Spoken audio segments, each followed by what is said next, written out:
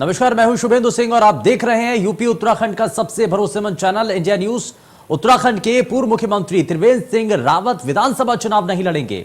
उन्होंने भाजपा के राष्ट्रीय अध्यक्ष जेपी नड्डा को पत्र लिखकर ये इच्छा जाहिर की है कि उन्होंने इस दौरान अपने इस पत्र में कहा कि धामी के नेतृत्व में भाजपा की सरकार बनाने के लिए काम करना चाहता हूं। जेपी नड्डा को लिखे पत्र में उन्होंने मुख्यमंत्री के रूप में कार्य करने का अवसर देने के लिए आभार भी व्यक्त किया। साथ ही कहा कि प्रदेश में युवा नेतृत्व वाली सरकार अच्छा काम कर रही है।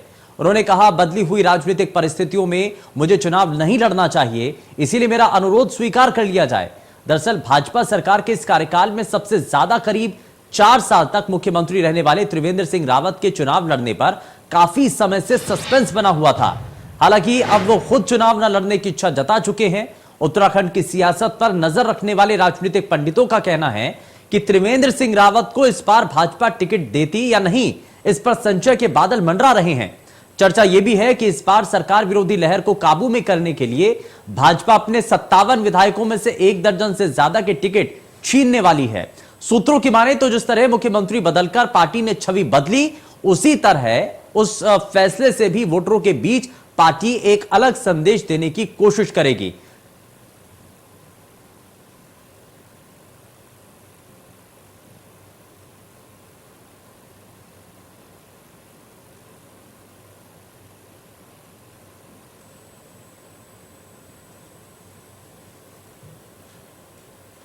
तो पूर्व मुख्यमंत्री त्रिवेंद्र सिंह रावत जो कि एक चिट्ठी लिखते हैं पार्टी के अध्यक्ष जेपी नड्डा को, और यह कहते हुए वो नजर आते हैं कि मौजूदा वक्त में जो परिस्थितियां बदली हुई हैं उसके मुताबिक वो चुनाव नहीं लड़ना चाहते हैं।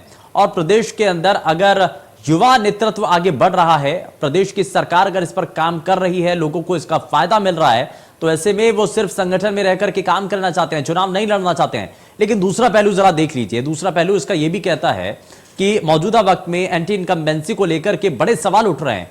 सवाल यह उठ रहा है कि मौजूदा वक्त में कई विधायकों के टिकट काटे जा सकते हैं, तो अगर टिकटों पर केंची चलेगी तो कहीं ऐसा तो नहीं कि बड़े बड़े नेताओं के नाम भी उसमें शामिल हो। तो इसी वजह से क्या त्रिवेंद्र सिंह रावत की तरफ से पहले से ही एक चिट्ठी लिख करके चुनाव न लड़ने को लेकर के स्पष्ट कर दिया जाता है। तो त्रिवेंद्र सिंह रावत जो कि ये कहते हुए नजर आते हैं चिट्ठी के जरिए कि मैं इस बार का ये चुनाव नहीं लड़ना चाहता हूं, चुनाव नहीं लड़ेंगे, तो आखिर क्या संगठन के तौर पर काम करने की इच्छा उन्होंने जो जाहिर की है, क्या वाकई में पार्टी इस पर विचार करेगी?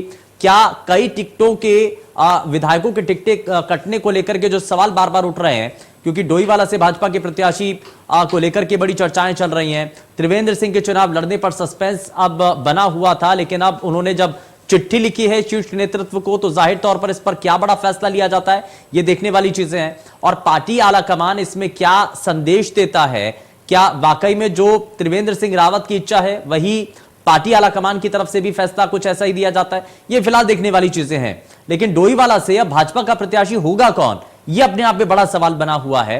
हालांकि जेपी नड्डा को एक पत्र लिख करके मौजूदा वक्त की परिस्थितियों के बारे में बताया गया और अपनी इच्छा को भी उन्होंने जाहिर किया।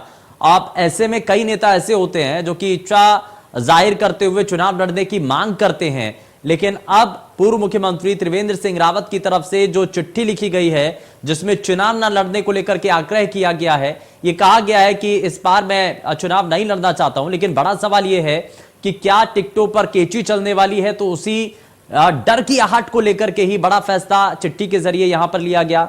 और त्रिवेंद्र सिंह रावत की तरफ से जब यह कदम उठाया गया है तो अब विपक्षी खेमा इसको लेकर के बेहद हमलावर है। सवाल तो अब यह पूछे जा रहे हैं कि आखिर सरेंडर क्यों किया जा रहा है, कारण इसके पीछे क्या है, क्या हार से डर रहे हैं, कुछ इस तरीके की प्रतिक्रियाएं फिलहाल सामने आ रही हैं। लेकिन इन सब के बीच में भारतीय जनता पार्टी की अपनी नीति है। और हाल ही में उत्तराखंड से जुड़ी एक बड़ी जानकारी इस बीच सामने आई थी, और जनरल स्वर्गीय विपिन रावत के जो भाई हैं विजय रावत, वो दरअसल भारतीय जनता पार्टी ज्वाइन करते हैं।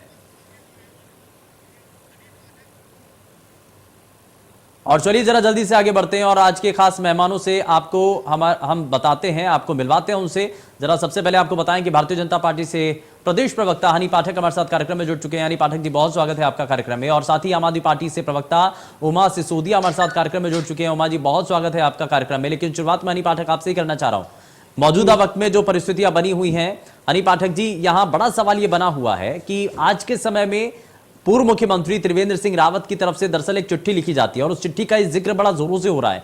अब उस चिट्ठी के अंदर यह कहा गया है कि वो चुनाव नहीं लड़ना चाहते हैं। अब बड़ा सवाल तो यह है कि चुनाव क्यों नहीं लड़ना चाहते हैं। अब अगर चुनाव नहीं लड़ते हैं तो क्या इससे पहले भी जो चर्चाएं चल रही थी कि कई ऐसे विधायक हैं, कई ऐसे नेता हैं जिनकी टिकट पर कैंची चल सकती है, क्या यही एक बड़ा कारण है जिस वजह से उन्होंने चिट्ठी लिख करके मांग की है कि चुनाव नहीं लड़ेंगे? देखिए, कयास लगाने को तो बहुत चीजों में कयास लगाए जा सकते हैं कि ये कारण भी हो सकता है, वो कारण भी हो सकता है, ऐसा भी हो सकता है, वैसा भी हो सकता है। तो कयास लगाना एक अलग बात है, लेकिन उनके मन की बात ये कही जा रही है।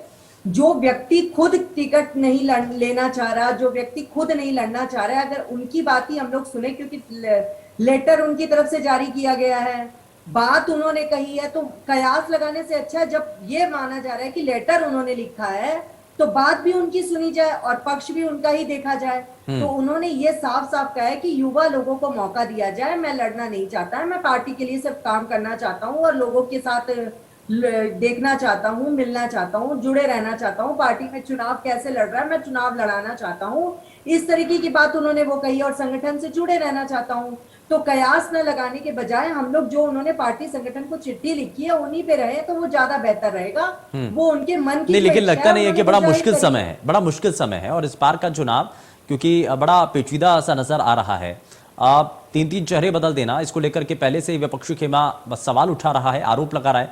अब ऐसे में अगर बड़ा चेहरा चुनाव ना लड़े तो जाहिर तौर पर जो कार्यकर्ता हैं उनका जो मनोबल है वो कहीं टूटता हुआ नजर नहीं आएगा। देखिए, ऐसा है, मैं बिल्कुल मानती हूँ कि जो बड़े चेहरे हैं अगर वो चुनाव न लड़ने की इच्छा जाहिर करते हैं तो कार्यकर्ताओं का मनोबल कहीं ना कहीं टूटता है।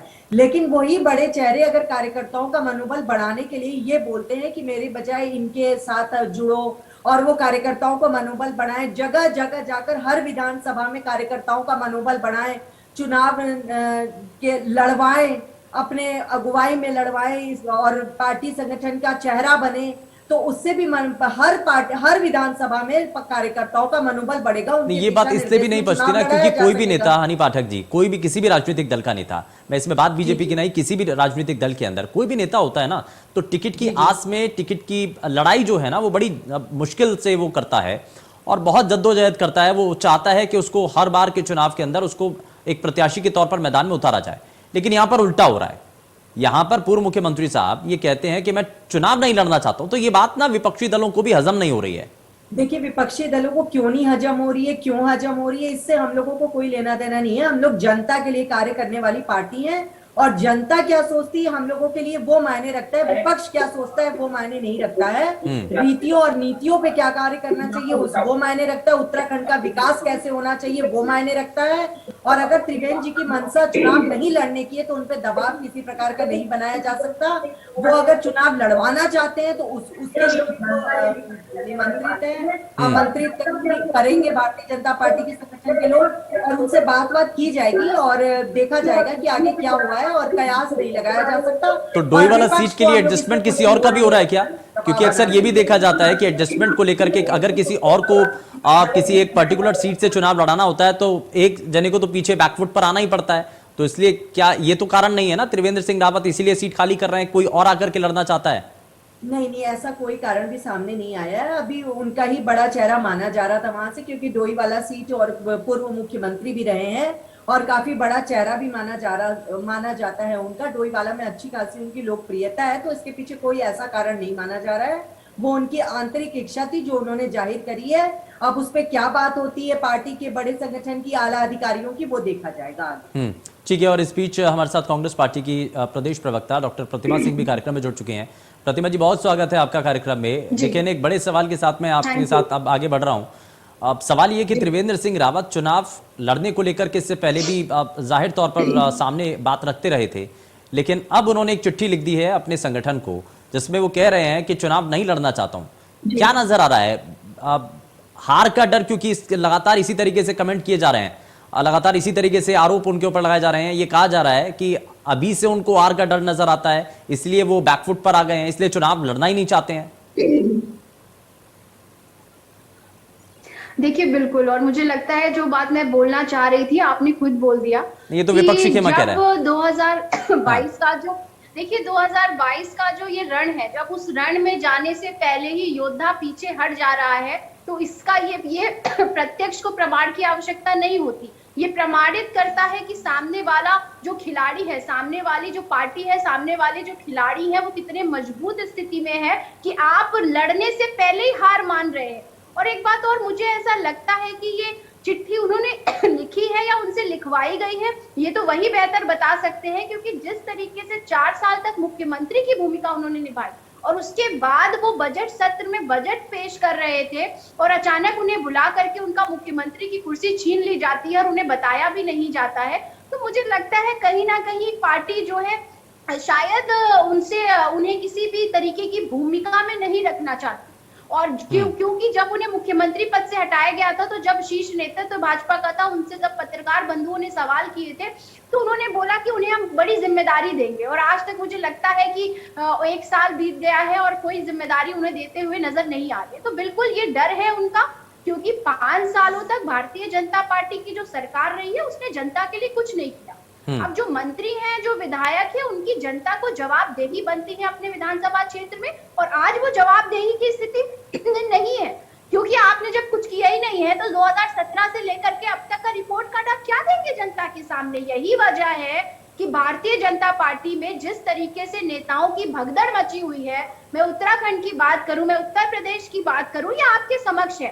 और बहुत सारे ऐसे नेता और विधायक हैं जो इनकी टिकट पे चुनाव लड़ना नहीं चाहते। आपने भी कुछ दिन पहले का ही किस्सा धर्मपुर के विधायक चमोली जी का देखा होगा कि उन्होंने खुद कहा कि भाई जब उन्हें जनता के रोष का सामना करना पड़ा तो उन्होंने खुद कहा कि भाई बाढ़ में जाए भाजपा का टिकट, हमें नहीं लड़ना।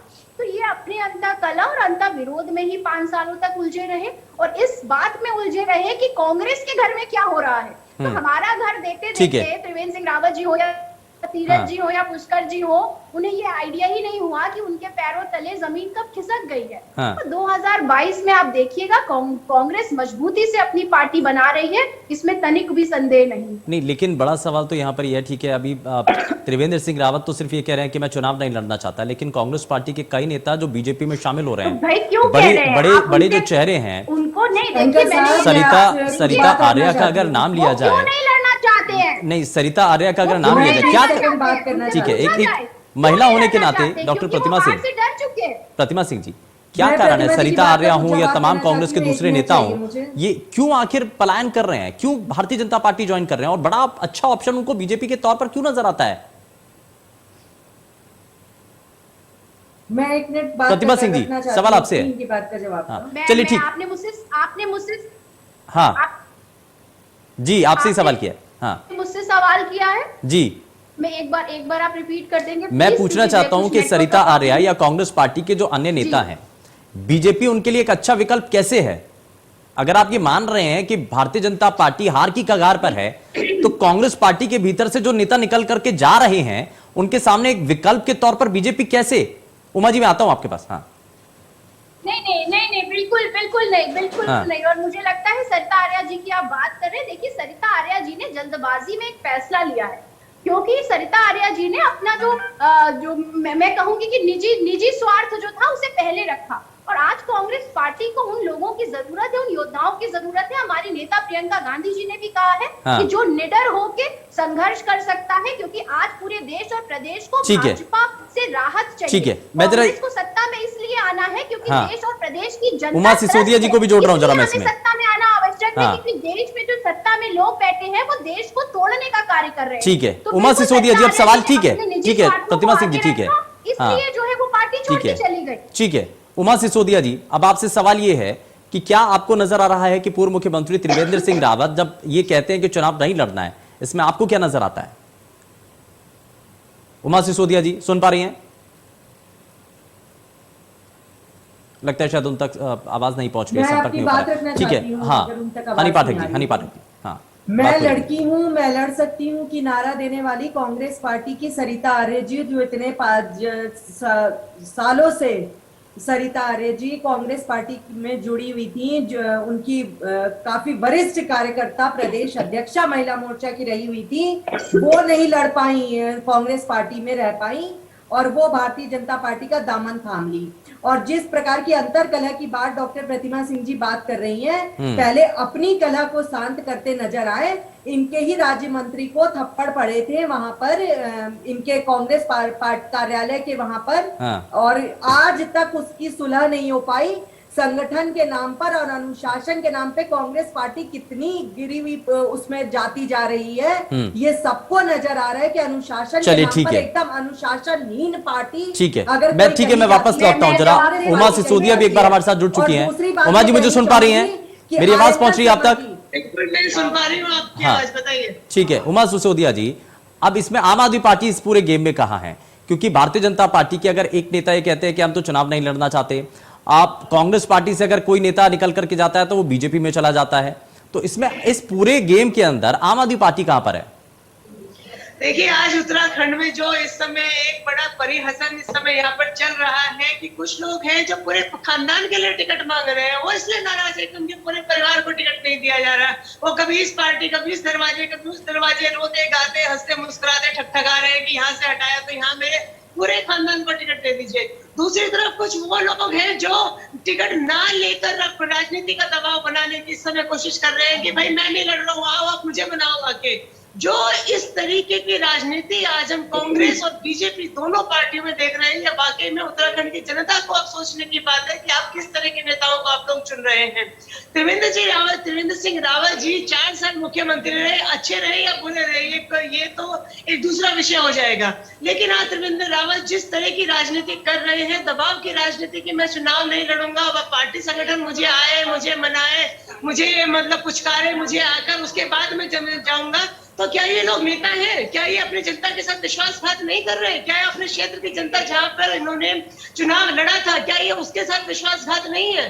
तो इस तरह के लोगों को मैं समझती हूँ, चाहे वो त्रिवेंद्र सिंह रावत हो, चाहे वो हरक सिंह रावत हो, इस तरह के लोगों को दोनों ही पार्टियों को बाहर का रास्ता दिखा देना चाहिए। क्योंकि मैं नहीं समझती कि उत्तराखंड के पास नए नेताओं का अकाल पड़ गया है। कांग्रेस या बीजेपी के पास जवान लीडरशिप नहीं है, नए लोग नहीं है, नहीं, इसीलिए तो त्रिवेंद्र सिंह रावत आगे जो युवा है ना, उनको आगे बढ़ाने के लिए ही वो कह रहे हैं कि मैं चुनाव नहीं लड़ना चाहता। उमा सिसोदिया जी, त्रिवेंद्र सिंह रावत इसलिए कह रहे हैं, उन्होंने बैकस्टेप इसीलिए लिया, वो चाहते हैं कि युवा आगे आ जाएं। हानि पाठक यही कह रही है, भारतीय जनता पार्टी की प्रवक्ता।